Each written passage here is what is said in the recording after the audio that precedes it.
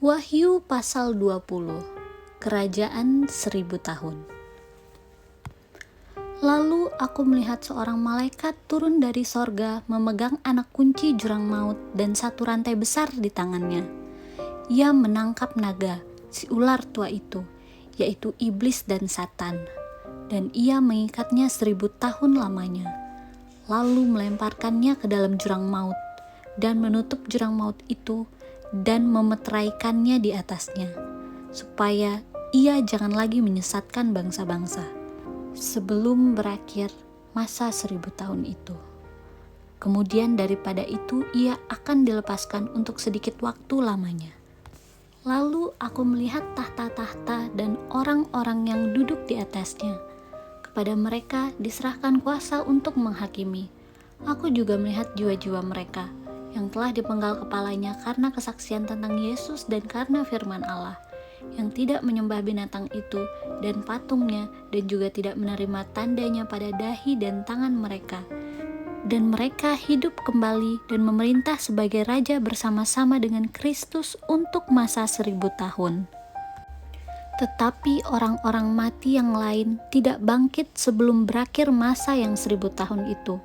Inilah kebangkitan pertama. Berbahagia dan kuduslah ia yang mendapat bagian dalam kebangkitan pertama itu. Kematian yang kedua tidak berkuasa lagi atas mereka, tetapi mereka akan menjadi imam-imam Allah dan Kristus, dan mereka akan memerintah sebagai raja bersama-sama dengan Dia 1000 tahun lamanya. Iblis dihukum. Dan setelah masa 1000 tahun itu berakhir, iblis akan dilepaskan dari penjaranya, dan ia akan pergi menyesatkan bangsa-bangsa pada keempat penjuru bumi, yaitu Gog dan Magog, dan mengumpulkan mereka untuk berperang, dan jumlah mereka sama dengan banyaknya pasir di laut. Maka naiklah mereka ke seluruh dataran bumi, lalu mengepung perkemahan tentara orang-orang kudus dan kota yang dikasihi itu. Tetapi dari langit turunlah api menghanguskan mereka. Dan iblis yang menyesatkan mereka dilemparkan ke dalam lautan api dan belerang, yaitu tempat binatang dan nabi palsu itu, dan mereka disiksa siang malam sampai selama-lamanya. Hukuman yang terakhir. Lalu aku melihat suatu tahta putih yang besar dan Dia yang duduk di atasnya.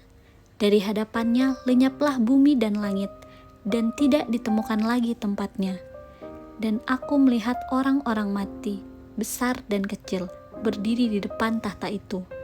Lalu dibuka semua kitab, dan dibuka jugalah sebuah kitab lain, yaitu kitab kehidupan. Dan orang-orang mati dihakimi menurut perbuatan mereka, berdasarkan apa yang tertulis di dalam kitab-kitab itu. Maka laut menyerahkan orang-orang mati yang ada di dalamnya, dan maut dan kerajaan maut menyerahkan orang-orang mati yang ada di dalamnya, dan mereka dihakimi masing-masing menurut perbuatannya. Lalu maut dan kerajaan maut itu dilemparkanlah ke dalam lautan api. Itulah kematian yang kedua, lautan api. Dan setiap orang yang tidak ditemukan namanya tertulis di dalam kitab kehidupan itu, ia dilemparkan ke dalam lautan api itu.